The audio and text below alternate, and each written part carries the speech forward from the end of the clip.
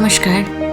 গল্পকথক রীতির গল্পের আসরে আমি রীতি চলে এসেছি অসময় উপন্যাসের আরও একটি পর্ব নিয়ে আপনাদের কাছে। আজকে শুরু করছি 13তম পর্ব। শুরু করছি অবিন। অফিসে আমার কাছাকাছি বসে নলিনাক্ষ, রোগা সোগা নরম ধাতের চেহারা, বিস্তর লেখাপড়া করা ছেলে। বিশ্ববিদ্যালয়ের জুয়েলারির কারবারে সে ছোট মাপের রত্ন। আমরা তাকে পণ্ডিত বলে তামাশা করলেও তার পাণ্ডিত্যের অভিমান ছিল না। নিজের সরকারি চেয়ার ছেড়ে সে দিনের বেশিরভাগ সময়টাই আমাদের ঘরে বসে ধুলো ঘাঁটত। কি অপরিমিত ধৈর্য নিয়ে প্রাচীনতর ধুলো ঘাঁটত দেখলে আমার মায়া হতো। কথাবার্তায় ব্যবহারে চমৎকার ছেলে, কিন্তু ওই যে ইতিহাসের ঠেলাগাড়ি টানতে টানতে বুক পিঠ নুয়ে ফেলেছে, এটা আমার ভালো লাগতো না। নলিনাক্ষর সঙ্গে আমার একটা সম্পর্ক ছিল। সে আমাদের এক কলেজি বন্ধুর ছোট ভাই। সেই সুবাদে তার সঙ্গে হাসি তামাশাও করতাম। সেই নলিনাক্ষ সেদিন আড়ালে আমায় একটু হলুদ ছোঁয়ানো লাল কালিতে অবিনচন্দ্র নাম লেখা একটা খাম দিল। বলল, দাদা, আপনাকে কিন্তু আসতেই হবে। অর্থাৎ নলিনাক্ষর বিয়ে। ছাপানো চিঠিটা একবার চোখ বুলিয়ে দেখে নিলাম। পাত্রীর নাম দেখি প্রকৃতি। আমি হেসে বললাম, নলিন, এবার থেকে তোমার প্রকৃত পাঠ শুরু হলো। তোমার প্রকৃতি পরিচয় সুখের হোক, আমি যৎপরণাস্তি আহ্লাদিত হব। নলিনাক্ষ লাজুক মুখ করে হাসতে লাগল। জানলার বাইরে তখন প্রকৃতি পাংশু বর্ণ ধারণ করেছে। মেঘলা এত গাঢ় হয়ে আসছিল যে মনে হচ্ছিল মেঘের দল আকাশ থেকে মাটিতে নেমে এসেছে। কলকাতার মাথার ওপর বড় রকমের এক বৃষ্টি বাদলা জড়ো হয়ে যাচ্ছে বলে আমার মনে হলো। আজ আমায় হাসপাতালে যেতেই হবে। পরপর 2 দিন যেতে পারিনি। বৃষ্টি এসে গেলে আর যাওয়া হবে না। আমি বললাম, নলিন, বাইরে মেঘের মেদুরম্বরম। তুমি ভাই প্রকৃতি চিন্তা করো, আজ আমায় ছুটি দাও, একটু হাসপাতালে যাব। এখন যদি না পালাই আজ আর হাসপাতালে যাওয়া হবে না। আপনি প্রায়ই হাসপাতালে যান, কেউ কি আছেন ওখানে? হ্যাঁ, আমার এক পরিচিত ভদ্রলোক। অবস্থা ভালো নয়। আর কথা না বাড়িয়ে অফিস থেকে পালালাম। ঘড়িতে তখন 3টে বাজেনি। এত তাড়াতাড়ি হাসপাতালে যাওয়া যায় না। যতটা সম্ভব হাসপাতালের দিকে এগিয়ে থাকাই বুদ্ধিমানের কাজ হবে ভেবে আমি একটা গাড়ি ঘোরার চেষ্টা করতে লাগলাম। আকাশ জুড়ে মেঘ করেছে। 3 দিকের কালোয় পশ্চিমের হালকা ছায়ার ভাবটাও কালচে হয়ে এলো। পাখিটা কি কোথাও আর চোখে পড়ে না। আকাশ ছেড়ে সব যেন পালিয়ে গেছে। মাঠের গাছগুলো শেকড় ডালপালা শক্ত করে দাঁড়িয়ে বৃষ্টির প্রথম দমকাটা সহ্য করার শক্তি সংগ্রহ করছে বোধহয়। একটু একটু ধুলো উড়তে শুরু করল। ট্রাম পালাচ্ছে মাঠের গা ধরে। কয়েক পা দৌড়ে একটা বাস ধরতে পারলাম। বৃষ্টি আসার মুখে আমি হাসপাতালের কাছাকাছি পৌঁছে গেলাম। তারপর বৃষ্টি এলো। একটা চায়ের দোকানে উঠে মাথা বাঁচাই। প্রথম পশলাটা শেষ হতে অন্তত আধ ঘন্টা। ততক্ষণে 4টে বেজে গেছে। রাস্তার এক পাশে জল বইতে শুরু করেছে। মাথা বাঁচিয়ে ছুটতে ছুটতে হাসপাতাল। সচিপতি একলাই ছিলেন। দিন 3 হয়ে গেল সচিপতিকে একটা কেবিনে আনা হয়েছে। হাত কয়েকের ঘর, বাইরের দিকে একটা সরু জানলা। বৃষ্টির দরুন জানলা বন্ধ ছিল। ঘরের মধ্যে বেশ অন্ধকার হয়ে এসেছে। আলো জ্বালানো সত্ত্বেও ঘর অস্পষ্ট হয়ে আছে। কেবিন ঘরের বিছানাটা একটু উঁচু। মাথার দিকে একটা মিডশেফ। কাঠের একটা টুল ছিল মাথার পাশে। আরও কিছু টুকটাক। সচিপতি আমায় দেখে বোধহয় অবাকই হলেন। ম্লান করে হাসলেন। রুমালে মাথা মুছতে মুছতে আমি বললাম, ওহ, ভীষণ বৃষ্টি, আজ কলকাতা ভেসে যাবে। হ্যাঁ, জোরেই বৃষ্টি নামলো। আপনি ভিজতে ভিজতে এলেন? সামান্য, এই অফিস থেকে তাড়াতাড়ি পালিয়ে এসেছি তো। বসুন বসুন। 2 দিন আর আসতে পারলাম না। আর কত আসবেন? আমি সচিপতির মুখের দিকে তাকালাম। গত কয়েকদিনের তুলনায় তাকে ভালো না মন্দ দেখাচ্ছে আমি বুঝতে পারলাম না। দাড়ির জন্য গাল কতটা বসে গেছে বোঝা যায় না। চোখ আরও নিচে নেমেছে। কপালের রং হলুদ মতন দেখাচ্ছিল। চিবুকের তলায় গলার চামড়াও কুঁচকে গিয়েছে। হাত দুটো শুকনো, জিরজির করছে। আমি জিজ্ঞেস করলাম, কেবিনে এসে কেমন লাগছে? আলাদা আর কি, একা একা থাকি, তাও ওখানে মানুষজনের চেহারা দেখতে পেতাম। আমি কিছু বললাম না। সচিপতিকে আলাদা করে নিয়ে আসার দুটো কারণ আছে। প্রথম কারণ, শীঘ্রই হয়তো ওর একটা অপারেশন হবে। অন্য কারণ, অনেক রোগীর মধ্যে থাকতে থাকতে সচিপতি নিজের অসুখ সম্পর্কে প্রায় নিশ্চিন্ত হয়ে আসছিলেন। যে কোনো কারণেই হোক, এটা আমরা চাইনি। ইন্দু অনেক কাঠখড় পুড়িয়ে তদবির করে এই কেবিনটার ব্যবস্থা করেছেন। তিনি চেষ্টা না করলে হতো না। বাইরে আবার বৃষ্টি এসে গেছে, তুমুল বৃষ্টি। খোলা দরজা দিয়ে আমি দেখতে পাচ্ছিলাম বাইরের বারান্দায় জলের ঝাপটা এসে পড়ছে। মেঘ ডাকছে হুঙ্কার করে। হাসপাতালের অস্বাভাবিক আবহাওয়াটা আরও নির্জীব, বিষণ্ণ হয়ে এসেছে। আমি বললাম, আজ আর সুহাসরা মনে হয় আসতে পারবে না। কেমন করে আসবে? আর আমিও সুহাসকে বারণ করেছি, বলেছি তুই রোজ রোজ আমায় কেন দেখতে আসিস। জ্যাঠামশাইকেও বলেছি, আপনিই বা এইভাবে কেন আসেন? আপনার কষ্ট হয়, আমারও খারাপ লাগে। আমি বেশ অবাক হচ্ছিলাম। সচিপতির গলার স্বর আগের থেকে বেশ ভেঙেছে।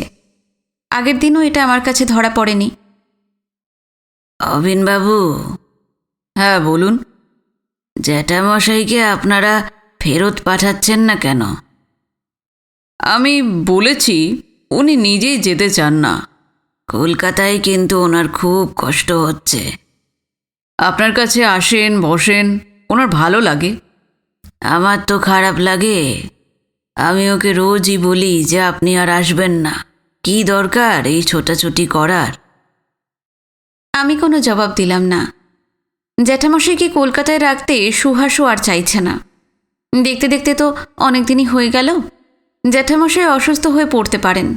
বাড়িতে ওদিকে মোহিনী একা। সুহাস বিরক্তই হয়ে উঠছে। আমিও তাকে অনেক বলেছি আপনি ফিরে যান, কলকাতায় বসে থেকে কষ্টই পাবেন। তিনি আজকাল অবশ্য বলতে শুরু করেছেন, হ্যাঁ যাব, এইবার যাব, কিন্তু কবে যে যাবেন আমি জানি না। সচিপতির শরীর স্বাস্থ্য নিয়ে সামান্য কথা হলো। তারপর আবার সুহাস, আয়নার কথা। শেষে আমরা চুপ করে গেলাম। এমন সময় ইন্দু এলেন। তার হাসপাতালের ডিউটি শেষ হয়ে গিয়েছে। রোজই কিছুক্ষণ সচিপতির খোঁজ খবর করে যান। আজ ঘরে এসে আমায় দেখে অবাক হয়ে বললেন, আপনি এসেছেন? হ্যাঁ, কোনো রকমে এলাম। ফিরবেন কি করে? সাঁতার কাটতে কাটতে। আপনি তো তাও সাঁতার জানেন, আমি তো তাও জানি না। তাহলে দেখুন কি হয়। এই তো এখন 5টা বাজছে, 2-3 ঘন্টার আগে কিছু করা যাবে না। সচিপতি ইন্দুকে বসতে বললেন। ইন্দু বসলেন না। তার ডিউটি শেষ হয়েছে, তবু কিছু কাজকর্ম ছিল হয়তো নিজের। বললেন, আমি ঘণ্টাখানেক পরে আসব। ইন্দু চলে গেলেন। বৃষ্টি বাড়ছে না কমছে কিছুই বোঝা যায় না। একই রকম শব্দ শুনছি। জলের তোড় বয়ে যাচ্ছে যেন। বাতাসটা ঠান্ডা হয়ে গেছে। চারদিক থেকে অদ্ভুত আর্দ্রতা জমে এসেছে। অন্ধকার হয়ে গিয়েছে বাইরে। প্যাসেজের আলো টিমটিম করছে। ঘরের আলো চোখে পড়ার মতন হয়ে এলো। একজন সিস্টার এসেছিলেন ঘরে। সচিপতির তদারকি করে চলে গেলেন। আমরা দুজনেই অনেকক্ষণ চুপচাপ। আজ সুহাসদের আসার বিন্দুমাত্র সম্ভাবনা নেই। বৃষ্টি যতক্ষণ আছে, যদি বা বৃষ্টি এখন থেমেও যায়, তবু আমার পক্ষে আপাতত এখানে বসে থাকা ছাড়া উপায় নেই। এই চুপচাপ বসে থাকাও অসহ্য। সচিপতি ক্রমশই কথাবার্তা কমিয়ে আনছেন। দুর্বলতা বোধ করেন, ইচ্ছাও হয়তো অনুভব করেন না।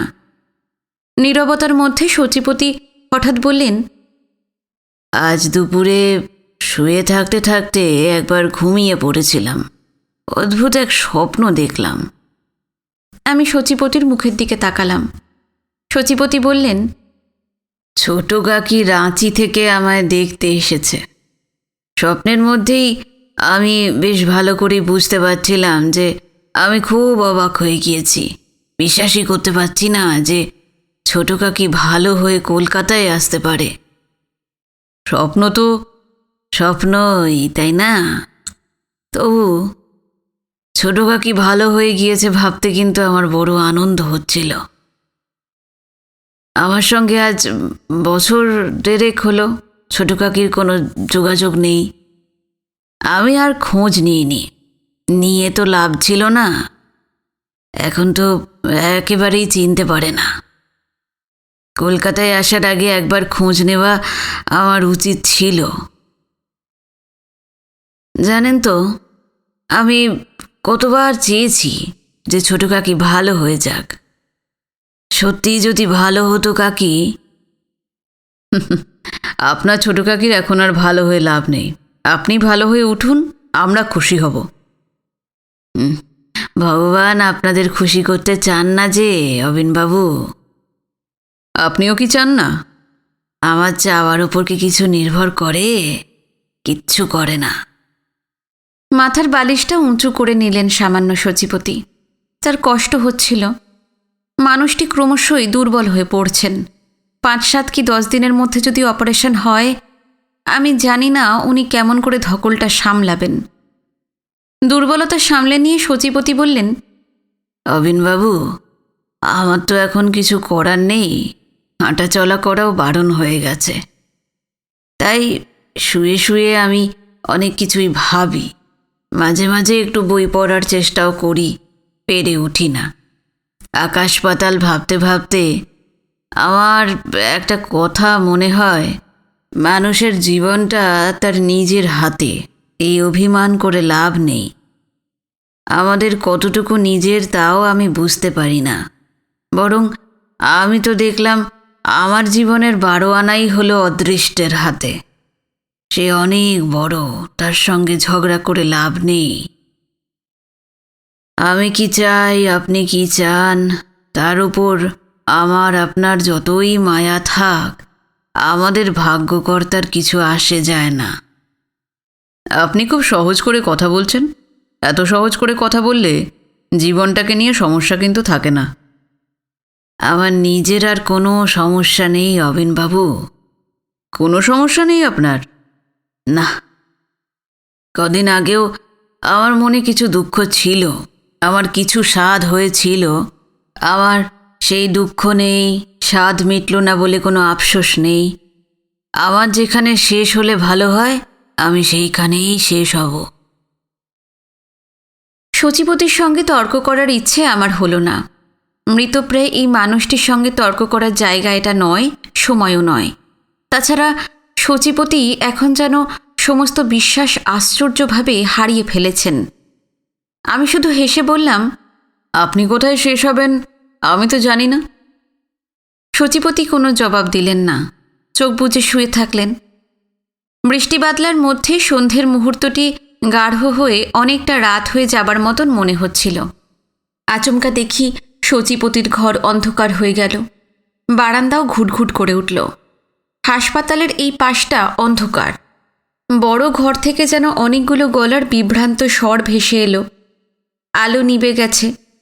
ভীষণ এক অন্ধকারের মধ্যে আমি আর সচিপতি, কেউ কাউকে দেখতে পাচ্ছি না। ঘরের মধ্যে বাদলার ঠান্ডা। বৃষ্টির শব্দ মিহি হয়ে এসে ঝিঁঝির ডাকের মতন শোনাচ্ছে। বোধহয় গুঁড়ি গুঁড়ি বৃষ্টি পড়ছে এখনও। আমি ডাকলাম, সচিপতিবাবু। সচিপতি সাড়া দিলেন না, তবে তার নিঃশ্বাসের শব্দও আমার কানে আসছিল না। আচমকা আমার কেমন মনে হলো সচিপতি যেন এই ঘরে নেই, অন্ধকারের মধ্যে কোথাও চলে গেছেন। তার থাকা আর না থাকার মধ্যে কোনটা সত্য, আমি যেন সেই বিভ্রমেই পড়ে গিয়ে হঠাৎ ভয় পেয়ে গেলাম। কেমন অস্বাভাবিক উদ্বেগ বোধ করে ডাকলাম, সচিপতিবাবু। সচিপতি এবার সাড়া দিলেন। আমি বললাম, হাসপাতালের এই দিককার আলো নিভে গেছে। আগেও একদিন গিয়েছিল। এই অন্ধকার এখন আমার চোখ সওয়া। সচিপতি আরও কিছু বলতে যাচ্ছিলেন, কিন্তু দপ করে আলো জ্বলে উঠল। উনি আগের মতনই শুয়ে আছেন, ডান হাতটা বুকের কাছে। প্রায় সঙ্গে সঙ্গে ইন্দু এসে পড়লেন। এসেই বললেন, তার কোন রোগীর একটা গাড়ি হাসপাতালে এসেছিল, ফিরে যাচ্ছে, আমরা সেই গাড়িটায় ফিরতে পারি। আমাকে উঠতে হলো। ইন্দু সিস্টারকে ডেকে সচিপতির সম্পর্কে কথাবার্তা বলে নিলেন। চলে আসার সময় হঠাৎ সচিপতি বললেন, অবিনবাবু, আমার একটা চিঠি আছে, কাল যদি একটু পোস্ট করে দেন। মাথার পাশে বইয়ের মধ্যে গোঁজা একটা খাম হাতড়ে সচিপতি আমার হাতে দিলেন। দেখলাম খামের ওপর মায়াবতীর ঠিকানা। হোটেলে আমার ঘরের একটা মস্ত সুবিধে হলো নিচের হট্টগোলের সঙ্গে তার কোনো সম্পর্ক নেই। হোটেলে ফিরে দেখি দোতলায় একটা কুরুক্ষেত্র বেঁধেছে। কারণটা হয়তো মামুলি, কিন্তু ঘটনাটা এত দূর গড়িয়ে গিয়েছে যে দুই পক্ষই যেন সৈন্য সাজিয়ে যুদ্ধের জন্য হুঙ্কার দিচ্ছে। আমার ঘরের বিছানাপত্র বিশেষ একটা ভেজেনি, জানলা বন্ধই ছিল। দরজার সামনেটাতেই যত জল, পাল্লার ফাঁক দিয়ে হুহু করে জল ঢুকে মেঝেটা ভিজিয়ে দিয়েছে। জল মোছার জন্য হাঁকডাক শুরু করতেই রতন ছুটে এলো। হাত মুখ ধুয়ে জামাকাপড় ছেড়ে বসবার সময় সামান্য ঠান্ডা ঠান্ডা লাগলো। বাইরে বৃষ্টি নেই, বাদলা বাতাসের দমকা আছে। এক নাগাড়ে 2-3 ঘন্টার বৃষ্টিতে কলকাতা যেন ভিজে ফুলে গিয়েছে। মেঘ তখনও ডাকছিল। চা খেয়ে বিছানায় শুয়ে শুয়ে আরাম করে সিগারেট খাচ্ছি। হঠাৎ মনে হলো অফিসে মোহিনীকে চিঠি লেখার যেটুকু খসড়া করেছিলাম মনে মনে, সেটুকু এখন আর আমার তেমন পছন্দ হচ্ছে না। মোহিনী আমায় হালে যে চিঠি দিয়েছেন তার জবাব আমার দেওয়া হয়নি। চিঠিটা এসে 3 পড়েই আছে, জবাবটা দেওয়া দরকার। মেয়েদের স্বভাব হলো তারা যখন হার মানে তখন লোক জড়ো করবার জন্য প্রয়োজনের বেশি চেঁচামেচি করে। মোহিনীর চিঠিটা অনেকটা সেই ধরনেরই। তিনি যতটুকু মুখ খুললে তাকে মানাতো তার বেশি চেঁচামেচি করেছেন। এটা তার স্বভাব নয়, কিন্তু স্বভাবকে তিনি বোধহয় আর সামলাতে পারছেন না। মোহিনী আমায় রূঢ় করে লিখেছেন, সংসারে সকলকেই একই ধরনের পাওনাগণ্ডার হিসেব করতে হবে তা তিনি মনে করেন না। তার যদি কখনো মনে হয় কি তার জমা হলো সংসারের কাছে, তিনি সেই হিসেব করে নিতে পারবেন। মোহিনী ভেবেছেন আমি তাকে লোকসানের হিসেবটা ধরিয়ে দিয়ে বিপন্ন করতে চেয়েছি। আমার সেই উদ্দেশ্য একেবারেই ছিল না এমন কথা বলি না, কিন্তু সেটাই একমাত্র উদ্দেশ্য নয়। যতটুকু বুদ্ধি থাকলে মানুষ নিজের বিপন্ন অবস্থাটা বুঝতে পারে, মোহিনীর সেই বুদ্ধির অভাব নেই। তিনি বুদ্ধিমতী, কিন্তু তার মর্যাদাবোধ সাধারণ সত্যটাকে মানতে চাইছে না। আমি মোহিনীকে একাদিক্রমে এই কথাটা বোঝাতে চেয়েছি, আপনি চারদিক থেকে আবদ্ধ হয়ে আছেন। আপনি ভাবছেন আপনার ঘরের দরজা জানলা বন্ধ রাখলেই আপনি নিস্তার পাবেন। বাইরের ঝড়ঝাপটা এসে কোথাও কিছু তছনছ করবে না। ঘরের যেখানে যা আছে অবিকল তা সাজানো থাকবে। হয়তো তা থাকবে, কিন্তু ঘরের বাতাসটা যে সুস্থ কিংবা স্বাভাবিক থাকবে না, এটা না বোঝার কারণ নেই। মোহিনী ভাবেন তিনি সংসারে যে মূর্তি নিয়ে দাঁড়িয়ে আছেন এই মূর্তির অশেষ মহিমা। আমি বলি এর কোনো মহিমা নেই। মানুষ যদি মাটির গড়া মূর্তি হতো তার একটা মহিমা হিন্দু সমাজে গড়ে তোলা যেত, কিন্তু মোহিনী তো মাটিতে গড়া মূর্তি নন। তার মধ্যে যে রক্তমাংসের বেদনা আছে আমি তা না লক্ষ্য করার মতন অন্ধ নই। মোহিনী আমায় লিখেছেন, মেয়েদের চরিত্র হলো তারা দেউলেপনার নেশায় মাতে না, যারা মাতে তারা মরে। আমি তো মরবার স্বাদ নিয়ে জন্মাইনি। সংসারে আমার জ্ঞান বুদ্ধি যখন থেকে ভালো মন্দ বুঝতে শেখালো তখন থেকেই আমার চারপাশে যাদের দেখেছি তারা আমায় যে শিক্ষা দিয়েছে সেই শিক্ষাই আমার যথেষ্ট। অন্য শিক্ষার আমার প্রয়োজন নেই। যে মাটিতে আমি বেড়ে উঠেছি তার মধ্যেই আমার শিকড়। এই ধরনের কথাবার্তা মোহিনী আমায় যে লিখেছেন 2-1বার পড়লেই বোঝা যায় তিনি স্পষ্ট করে সংক্ষেপে যা বলতে পারতেন সেটা মেয়েলি করে ঘুরিয়ে ফিরিয়ে অস্পষ্ট করেই বলেছেন। মাঝে মাঝে ভর্ৎসনাও আছে। আমায় স্মরণ করিয়ে দিতে চেয়েছেন আমি মাত্রা মেনে চলতে পারছি না। অবিনের স্বভাব হলো সে যখন কিছু মানতে চায় তখন প্রথম থেকেই মেনে নেয়, মাঝে মাঝে এসে মানতে চায় না। আমি যদি মাত্রা মানতুম, মোহিনীকে প্রথম দর্শনেই মেনে নিতাম। আমি সে মাত্রা মানিনি। আমি অফিসে বসে মনে মনে চিঠির যে খসড়াটা ভেবেছিলাম তাতে খানিকটা হাসি রগড়ের ভাব ছিল প্রথমটায়, কিন্তু এখন সেটা আর আমার পছন্দ হচ্ছিল না। মোহিনীকে কিছু রূঢ় কথা আমারও লেখার আছে। সুহাসদের সংসারে মোহিনীর একটা স্বার্থপর ভূমিকা আছে। কোনো দিনই তার মনে হয়নি যে তিনি বিগ্রহ হয়ে যেখানে নিজেকে প্রতিষ্ঠা করেছেন সেখানে তার আধিপত্যটাই বড়। রতন এসে এই সময় ডাকল, বলল, খাবেন চলুন। নিচে কুরুক্ষেত্র থেমেছে কিনা জিজ্ঞেস করতে রতন বলল, অনেকক্ষণ থেমে গেছে। খাওয়া দাওয়া শেষ করে ঘরে এসে দরজাটা বন্ধ করে একবার ভাবলাম মোহিনীকে এবার চিঠিটা লিখেই ফেলি। কাগজ কলম টেনে নিয়ে লিখতে বসেও আর বসা হলো না, খুব ঘুম পাচ্ছিল। বাতি নিভিয়ে বাকি সিগারেটটুকু শেষ করে শুয়ে পড়লাম। শুয়ে থাকতে থাকতে দেখি মোহিনী এসেছেন। তার মুখ দেখে মনে হলো দেবী কুপিতা হয়েছেন। আমি হেসে বললাম, আপনার চিঠির জবাব ভাবছি। মোহিনী আমার হাসিটা লক্ষ্য করে বিরক্ত হবার মতন চোখ করলেন। আমি বললাম, দেখুন, মেয়েদের একটা অভ্যেস থাকে, তারা কারণে অকারণে ধুলো উড়োতেই ভালোবাসে। আপনি যতটা ধুলো উড়িয়েছেন তাতে আমার চোখের ঝাপসা ভাবটা এখনও কাটেনি।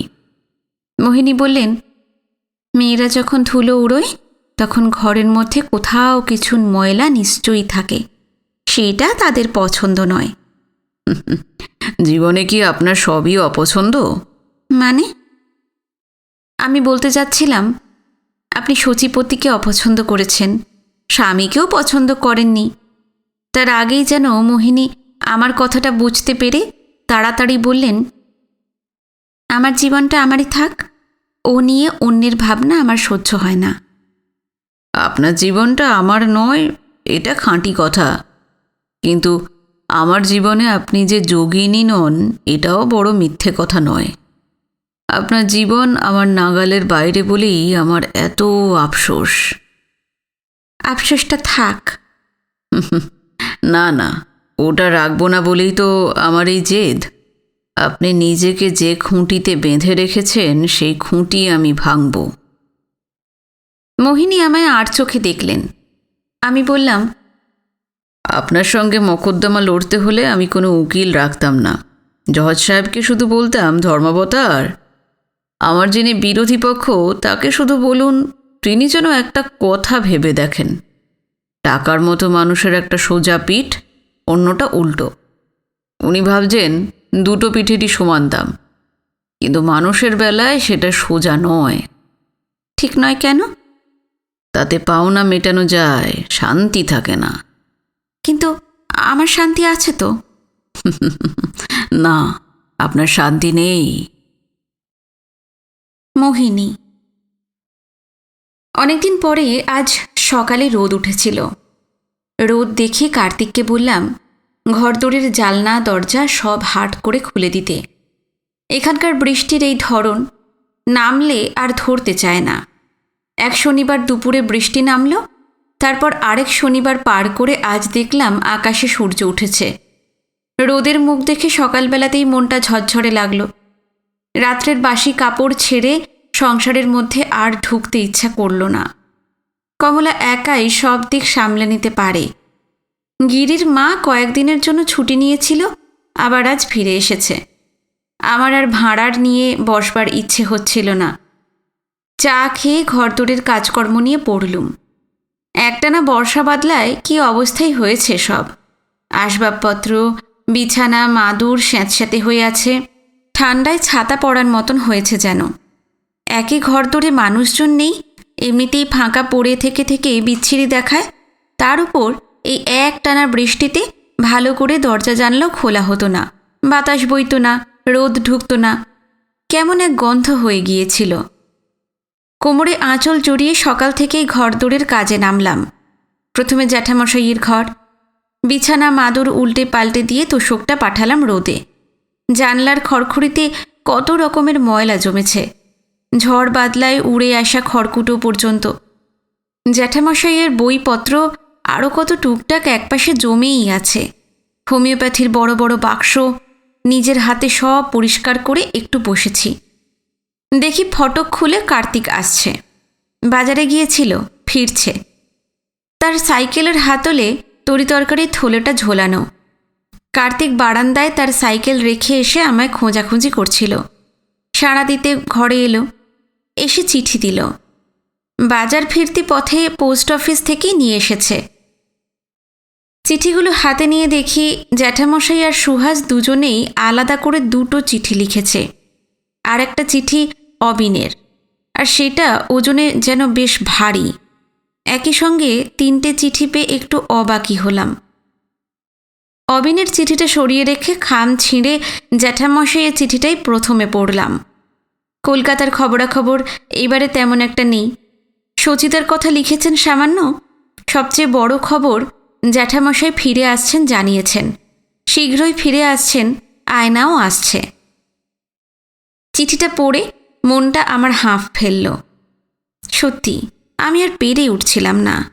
এমন করে কি একা একা থাকা যায়? কত দিন হলো জ্যাঠামশাইরা চলে গেছেন, অন্তত মাস দেড়েক। সেই আষাঢ়ে গিয়েছিলেন, আর শ্রাবণের মাঝামাঝি পেরিয়ে গেল। আমার ভালো লাগছিল না আর।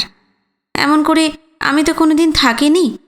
এত বড় বাড়ি, এতগুলো ঘর, ওই মস্ত বারান্দা, দালান, এর মধ্যে আমি একটিমাত্র মানুষ মুখ বুজে বসে আছি। কার্তিক আর কমলা আছে তাই না রক্ষে। তারাও যদি না থাকতো কী অবস্থাই না হতো আমার। তাছাড়া আমার নিত্যকার সংসারের কাজ যেন ফুরিয়ে গিয়েছিল। জ্যাঠামশাই থাকলে তার সেবা যত্ন দেখাশোনা করেও তো খানিক সময় কাটে। সেটা আমার কত কালের অভ্যেস। অভ্যেসটুকু না থাকলেই ফাঁকা ফাঁকা লাগে। আয়নাও নেই। আয়না থাকলে তবু তার সঙ্গে 5টা কথা বলে বাঁচতে পারতাম। জ্যাঠামশাই কলকাতায় আছেন এতেই আমার কম চিন্তা ছিল না। জানি না এই বয়সে শরীর স্বাস্থ্য ভেঙে কি একটা বাঁধিয়ে আসবেন। তখন যে আমি কি করে ওই বুড়ো মানুষকে সামলাবো কে জানে। এই 1.5 মাসেই আমি বুঝতে পেরেছি আর 1.5 দিন পরে আমার কি অবস্থা হবে। জ্যাঠামশাই চিরকাল থাকছেন না, আয়নাও কিছু নয়। তখন তো আমি একা। আমার বাঁচার উপায় কি হবে তখন? জ্যাঠামশাই যা লিখেছেন তাতে আমার মনে হলো তার ফিরতে ফিরতে এই মাসের শেষ হবে। 10-12টা দিন আরও। চিঠিটা পড়ে অল্পক্ষণ জানালা দিয়ে বসে বসে উদাস চোখে তাকিয়ে থাকলাম। আজকে রোদে বেশ তাত আছে, রংটিও উজ্জ্বল। বাগানে গাছপালা বর্ষার জলে সবুজ হয়ে গিয়েছে, ঘাসও বেড়েছে হু হু করে। কলকে ঝোপের মাথায় সরু সরু ডালপালা ছড়িয়ে রোদ খাচ্ছে। এই এক নাগাড়ে বৃষ্টিতে কাকের ডাক ছাড়া বড় কিছু কানেই পড়তো না। আজ পাখিটাকে ডাকছিল। বাইরের সব কিছুই যেন হাঁফ ফেলে বাঁচল এতদিন পরে। সুহাসের চিঠিটার মুখ ছিঁড়ে ভাবলাম, যাই একটু বাইরে গিয়ে বসি। জ্যাঠামশাইয়ের ঘরের কাজও শেষ হয়েছে। আয়নার কুকুরটা কোথাও গিয়েছিল, কাদা মেখে বাগানে ছুটছে। হতভাগা কুকুরটাকে ডাকতে ডাকতে বাইরে এলাম। বারান্দায় রোদ লুটিয়ে আছে। বসার ঘরের খোলা জানলার পাশে রোদ বেঁকে গিয়ে দেওয়ালের গা ধরে উঠে যাচ্ছে। এক রাশ পিঁপড়ে বেরিয়েছে জানলার কাঠ থেকে। সুহাসের চিঠিটা বড় নয়, ছোট। ব্যস্ত মানুষের তাড়া রয়েছে চিঠিটায়। সুহাসের চিঠি পড়ে বুঝতে পারলাম জ্যাঠামশাইদের ফেরার কথাটা পাকা। সচিতার কথাও লিখেছে সুহাস, বরং জ্যাঠামশাইয়ের চিঠিতে যা পরিষ্কার করে লেখা ছিল না, সুহাস সেটাই স্পষ্ট করে আমাকে লিখেছে। সচিতার শরীরের অবস্থা আরও খারাপ হয়েছে। তার বাঁচার আশা আর কেউ করছে না। নিতান্ত যদি আয়ুর জোর থাকে অন্য কথা, নয়তো সচিতাকে আর বোধহয় 1টা মাসও বাঁচিয়ে রাখা যাবে না। ডাক্তাররা খুব শীঘ্রই একটা কাটাকুটি করতে চাইছে। জ্যাঠামশাইকে তার আগেভাগেই সুহাস ফেরত পাঠাতে চায়। এইসব কথাবার্তার পর সুহাস একটা অদ্ভুত কথা লিখেছে। আমি কিছু বুঝলাম না। লিখেছে, আয়নার বিয়ের জন্য কলকাতায় সে আর পাত্র খুঁজে বেড়াবে না, দরকার নেই। জ্যাঠামশাইরা ফিরলেই নাকি আমি সব বুঝতে পারবো। সুহাসের এই কথা থেকে আমি চাই কিছুই বুঝলাম না। সুহাস কি রাগ করেই কথাটা লিখেছে? তা তো মনে হলো না। তবে কলকাতায় আয়নার জন্য বিয়ের সম্বন্ধ ঠিক করতে গিয়ে সে যে বিরক্ত হয়েছে এটা আমি আগেই বুঝেছি। আমি ওর দোষ দিই না। মেয়েদের বিয়ের 12 আনাই কপাল। আয়নার কপালে ওই ছেলেটি জুটল না। এর বেশি আমি আর কি ভাবতে পারি। সুহাসের চিঠিটা হাতে নিয়ে কিছুক্ষণ বসে থাকলাম। গিরির মা কলা গাছের ঝোপের দিকে পুরনো কুয়োতলায় বসে বসে সাবান কাটছে। রোদ যেন বেরিয়েই যাচ্ছিল। গাছপালার ভিজে ডালপালায় শুকিয়ে আসার পর কেমন যেন গন্ধ উঠছিল বাগানের দিক থেকে। মাটিও শুকিয়ে উঠছে। অবিনের চিঠিটা তখনও আমার খোলা হয়নি। চিঠিটা না খুলে আমি ভাববার চেষ্টা করলাম ও কি লিখেছে। ভাবতে অবশ্য আমার ভয়ই করে। অবিন যে কি লেখে আর কি লেখে না আমি বুঝে উঠতে পারি না। মানুষ পাগল হলে তার জ্ঞানগম্যি থাকে না। অবিনের বেলায় দেখি তার লজ্জা সংকোচের বালাই নেই। কলমের ডগায় যা বেরোলো অক্লেশে লিখে ফেলতে পারল। তার জ্বালাতন আমার আর সহ্য হচ্ছিল না। শক্ত করে কড়া কথায় একটা চিঠি দিয়েছিলাম শেষে। এ বোধহয় তারই জবাব। জবাবটা যে নরম হবে এমন আমার মনে হলো না। আরও খানিকটা দাঁড়িয়ে থেকে আমি ঘরে গেলাম। আয়নার ঘরে। আয়নার ঘরে সব হাট করে খুলে দেওয়া। জানলার গা দিয়ে রোদ আসছে। আলো বাতাসে ঘরের মরা ঝাপসা চেহারাটা এর মধ্যেই কেটে গেছে। আয়নার ঘরে জিনিসপত্রের অভাব নেই। মায়ের আসবাবপত্রের অনেকগুলোই তার ঘরে। আরও কত কি সে নিজের ঘরে জুটিয়ে রেখেছে। আজ না হয় সে নেই, কিন্তু যখন থাকে তখনও তার গোছগাছে গা দেখি না। বকাবকি করলে কমলাকে ডেকে বলে, কমলাদি আমার ঘরটা একটু গুছিয়ে দাও না। বড্ড কুঁড়ে গা এলানো মেয়ে। এই মেয়ের বিয়ে হলে কি করে সংসার করবে কে জানে। আয়নার বিয়ের ব্যাপারে সুহাস যে কী ছাই লিখল আমি তো বুঝতেই পারলাম না। আয়নার ঘরের বিছানাপত্রগুলো রোদে বের করে দেবার দরকার থাকলেও আমার কেমন আলস্য লাগছিল। জানলার কাছে দাঁড়িয়ে থাকলাম দুদণ্ড। একটা শুঁয়োপোকা এসেছে জানলায়। শুঁয়োপোকা দেখলেই আমার গা শিরশির করে। সরে এসে আয়নার খাটে বসলাম। বাইরে বাতাবি লেবুর গাছটা পাতায় পাতায় ভরে গেছে। অপরাজিতার লতা উঠছে মানুষ সমান, বাতাসে লতা দুলছিল। অবিনের চিঠিটা খুলব কি খুলব না করেও খামের মুখটা ছিঁড়ে ফেললাম। এই এক রোগ হয়েছে আমার। অবিনের চিঠি শুনলেই বুকের মধ্যে কেমন দূর দূর করে। মানুষটাকে যখন চোখে দেখেছিলাম, কাছাকাছি ছিল, তখন তার মুখোমুখি হলেই ভয়ে মরেছি। এখন তো সে কলকাতায়। তার মুখের সামনে আমায় দাঁড়াতে হচ্ছে না, তবু এত ভয় কিসের? ভয় যে কেন আমি তা বুঝতেও পারি। আমার সঙ্গে অবিনের তফাতটা মাত্র এই নয় যে সে পুরুষ আর আমি মেয়ে। পুরুষ বলতে যদি আমার ভয়ের কিছু থাকতো, তবে আমি তো সেই মানুষটাকেই ভয় পেতে পারতাম যে আমায় বিয়ের জোরের সঙ্গে গিঁট বেঁধে তাদের বাড়িতে নিয়ে গিয়েছিল। তার সঙ্গে আমার সামাজিক বাধ্যবাধকতা ছিল, তবু তাকে আমি ভয় পাইনি। তখন আমার কতই বা বয়স, ভয় পাওয়ারই কথা। কই, ভয় তো হয়নি। অবিন আর আমার মধ্যে মেয়ে পুরুষ তফাৎ বলে আমি ভয় পাই এটা সত্যি নয়। আমি ভয় পাই অন্য কারণে।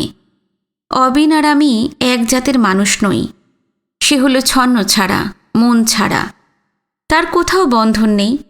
সে হলো ঝড়ের বাতাস, হুহু করে বয়ে গেল, ভাঙল, চুড়ল, তছনছ করল, ধুলোবালি ওড়ালো, তার পালা ফুরিয়ে গেল। আমি তো তেমন বাতাস নই। আমি হলাম স্বাভাবিক বাতাস, মানুষ যাতে নিঃশ্বাস নিয়ে বাঁচে। ঝড়ের বাতাস দম আটকায়, তাতে বাঁচা যায় না। এই সংসারে আমি যদি ছন্ন ছাড়া হতে চাই, তবে কে বাঁচবে? আমি, না জ্যাঠামশাই, না সুহাস আয়না? অবিনের চোখের দোষ না থাকলে সে বুঝতে পারত আমার একটা পাকাপাকি ঠাঁই আছে, শিকড় আছে। আমি সেখান থেকে নড়তে পারি না। জগতের কোনটা অবিনের পছন্দ আর কোনটা তার চোখের বিষ, তা নিয়ে তো জগৎ চলে না। ও আমায় বারবার বোঝাতে চায় আমি ডানা গুটিয়ে বসে আছি। একবার যদি পাখা ঝাপটে উঠতে পারি, তবে নাকি মুক্তির সুখটুকু বুঝতে পারবো। ঠিক যে এই রকম কথাই অবিন আমায় লিখেছে তা নয়, তবে তার কথাবার্তার ধরনটা এর কাছাকাছি। আমি ভাবি মুক্তি তো একটা বাইরে আসার ব্যাপার নয়। তাই যদি হতো তবে কত রকমের মেয়ে পুরুষ কতভাবেই না ঘর ছাড়ল, তারা কি মুক্ত হলো? অবিনকে আমি ভয় পাই সে বড় অবুঝ বলে। তার কাছে কাদায় গড়াগড়ি যাওয়াটাও সুখের। সে বুঝতে চায় না আমার নিজের দুঃখটা আমি ভুলে থাকতে চাই। আমি যদি অবিন হতাম, তার স্বভাব পেতাম, তবে অন্য কথা ছিল। আমি যে মোহিনী। আমি ভেবেছিলাম অবিনকে লিখব, সকালবেলায় যে আলোটুকু ফুটে ওঠে সেই আলোতেই আমরা পুজোর ফুল তুলি। দুপুরবেলায় ফুল তোলার পাগলামি কেউ করে না, অন্তত আমি তো করব না। কথাটা লিখতে গিয়েও লিখিনি। ভেবেছিলাম ওটা যেন বড় বেশি স্পষ্ট হবে। অবিনকে অত স্পষ্ট করে বলার দরকার তো আমার নেই। তবু বুঝতে পারছি অবিন এখন আমার মধ্যে কেমন এক দ্বিধা এনে দিয়েছে। আমি এখন যা গড়ে তুলে দাঁড় করাচ্ছি, পরে আবার তাকে ভাঙছি। কই, এই দ্বিধা তো আমার ছিল না। দ্বিধা জাগছে বলেই কি আমার এত ভয়? অবিন কি আমায় সেই দ্বিধায় ফেলেছে বলে এত আতঙ্ক? কি জানি। অনেকটা সময় চুপচাপ বসে থাকার পর আমি অবিনের চিঠিটা আস্তেই করে বের করলাম। আমার হাত কাঁপছিল, আঙুলের ডগা ভিজে ভিজে লাগছিল। কি যে আছে চিঠিতে, আবার কত পাগলামি করেছে কে জানে। ওর অসাধ্য বোধ হয় কিছুই নেই। চিঠিটা ছোট নয়, গোটা গোটা করে লেখা অক্ষর, অবিনের মতন খাড়া মাথায় দাঁড়ানো হরফ। আয়না ঠাট্টা করে বলতো, দিদি, অবিনদার হাতের লেখা যেন রেলের সিগন্যাল, লম্বা লম্বা দাঁড়িয়ে আছে। কথাটা মনে পড়ায় আমার হাসিই পেল, ভয়ের মধ্যেও হাসি। অবিনের চিঠির প্রথমটুকু পড়েই আমার মাথা কেমন গোলমাল হয়ে গেল। বুঝলাম এ হলো আমার রুক্ষ চিঠির নিষ্ঠুর জবাব। চিঠিটা প্রথমবার পড়ে আমার মাথায় 4 আনা কথাও ঢুকল না। পরে আস্তে আস্তে পুরো চিঠিটাই আমি পড়লাম। চিঠিটা হাতে নিয়ে অনেকক্ষণ বসে থাকলাম। অবিন আমার কাছে নেই, কিন্তু মনে হচ্ছিল সে যেন আমার পিঠের পাশে দাঁড়িয়ে আছে, দাঁড়িয়ে দাঁড়িয়ে আমায় দেখছে। নড়তে চড়তেও যে কত অস্বস্তি হচ্ছিল আমার। তারপর বেহুঁশ ভাবটুকু কেটে গেল। আমি উঠলাম। আয়নার ঘরদোর গোছাবার ইচ্ছে আমার আর নেই। থাক থাক, সব পড়ে থাক। বাকি বেলাটুকু আমার কেমন করে কাটলো আমি জানি না। আমি যেন ভেতর বাইরের 2 মোহিনী হয়ে পাশাপাশি হাঁটাচলা করলাম, বসলাম, দাঁড়ালাম, স্নান করলাম। তারপর খাওয়া দাওয়া সেরে নিজের ঘরে বিছানায় শুয়ে থাকলাম। দুপুরে রোদ অনেক চড়া হবার পর গরম হচ্ছিল। জামগাছের পাতার ছায়া এসে আমার ঘরের জানলায় চুপটি করে বসেছিল। বসে বসে আমার দশা দেখছিল। বিছানায় শুয়ে আছি কতক্ষণ ধরে। চোখের পাতা কখন বুজে এসে আবার যেন খুলে গেল। বুকের তলায় দম আটকে যাওয়ার মতন ব্যথা। আমার মায়ের শেষ দিকে এইরকমই রোগ ধরেছিল। আমারও হয়তো ধরল, বলা তো যায় না। উঠে বসে একটু জল খেতেই ব্যথাটা কমে গেল। আবার বিছানায় এসে শুয়ে থাকলাম। অবিনের চিঠিটা আমি এর মধ্যেই 3-4 বার পড়েছি। নতুন করে পড়তে আর ইচ্ছে হলো না। অবিন যদি আমার কাছে থাকতো, আজ আমি তাকে স্পষ্ট করে বলতাম, তুমি আমায় যেমন করে দেখেছ সেটা আমার রূপ নয়। আমি তো কোনোদিন বলিনি আমি সংসারে সব কিছু জয় করে নিয়েছি। আমার সেই অহংকার নেই। আমার যা আছে তার মূল্য আমার কাছেই আছে। তুমি তা বুঝবে না। আমি তোমায় সত্যি করে বলছি অবিন, জন্মলগ্নে বসিয়ে যে নক্ষত্রটি আমার ভাগ্যকে দৃষ্টি দিয়ে বিঁধেছে তার বড় বাঁকা দৃষ্টি। সে আমায় সহজ পথে চলতে দিল না। তার আগাগোড়াই নজর ছিল যা ঘটার তাকে ঘটতে না দেওয়া। আমার অদৃষ্টকে অশুভ গ্রহের হাতে ধরে না দিলে আমার এমন দশা হবে কেন? মেয়েরা সংসারে এলে নাকি মায়ের চোখে জল নামে। আমি যখন এসেছিলাম আমার মায়ের চোখে জল এসেছিল কিনা আমি জানি না। জ্ঞান হয়ে দেখেছি আমাদের সংসারে আমার জন্মর জন্য কারোর কোনো দুঃখ ছিল না, অথচ একদিন আমার কপালেই এমন ঘটনা ঘটল যার জন্য এই বাড়িতে সবচেয়ে বড় দুঃখ নেমে এলো। ওটা তো না ঘটলেও পারত, কিন্তু ঘটল। আমার ভাগ্যে সেই হলো জন্মলগ্নে সত্যিকার বাঁকা দৃষ্টি। মেয়ে বলেই কথাটা বলছি। আমাদের যে দুটো লগ্ন, একটাতে সংসারে আসি, অন্যটায় সংসারকে পাই। আমার পাওয়ার ঘরে থাকলো শূন্য। আমি আমার অদৃষ্টকে স্বীকার করেই নিয়েছি। যদি স্বীকার না করে নিতাম তবে আমায় ছটফট করেই মরতে হতো। তুমি বলবে, আমি কেন অদৃষ্টকে স্বীকার করলাম? যদি অদৃষ্টতেই আমার বিশ্বাস থাকতো, তবে যে স্বামী জীবটিকে আমি পেয়েছিলাম তার চরণামৃত কি দোষ করল তা তুমি বলতে পারো। কিন্তু সব ফাঁকি, সব আঘাত, সব অসম্মান যে সহ্য করা যায় না। যতটা যায় আমি করেছি। যখন সচিতার সঙ্গে আমার বিয়ে হলো না, তখন আমি কষ্ট পেয়েছিলাম কি না সে কথা আমার মনে নেই। হয়তো পেয়েছিলাম, সব মেয়েরা যেমন পায়। কিন্তু আমি কুয়োয় ঝাঁপ দিতে যাইনি। কেন যাব? আমি তো অসহায় ছিলাম না।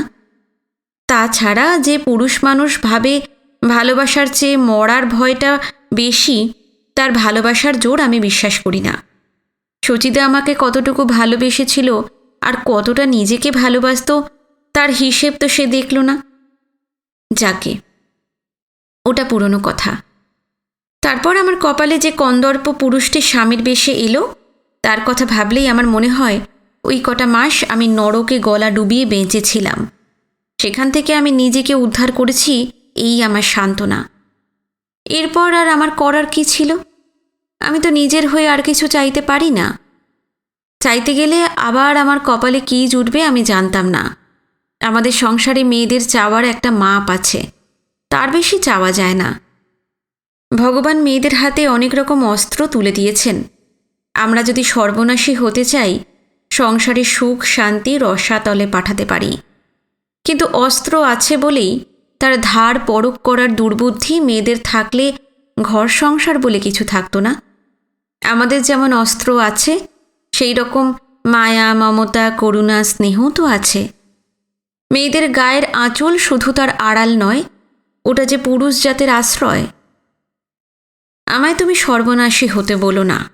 আমি এই সংসারে বাঁধা পড়ে গিয়েছি।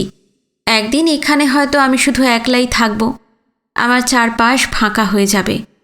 সেদিনও আমার মনে হবে আমাদের 3 পুরুষের পুণ্যটুকু আমি বাঁচিয়ে রেখেছি।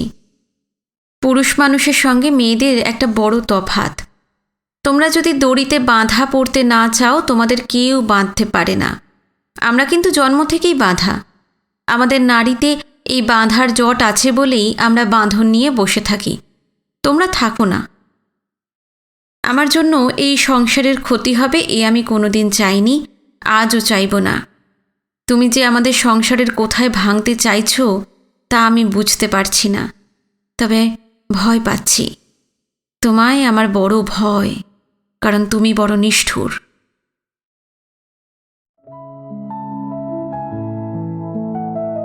আজকের পর্ব এখানে শেষ করলাম। এই উপন্যাসের অন্তিম পর্ব নিয়ে খুব শিগগিরই ফিরে আসছি। আজকের পর্ব যদি ভালো লেগে থাকে অবশ্যই জানাবেন। যারা নতুন এসেছেন, যদি গল্প পাঠ ভালো লাগে অবশ্যই চ্যানেলটি সাবস্ক্রাইব করে রাখবেন। আজকে এই পর্যন্তই। নমস্কার, সবাই খুব ভালো থাকবেন।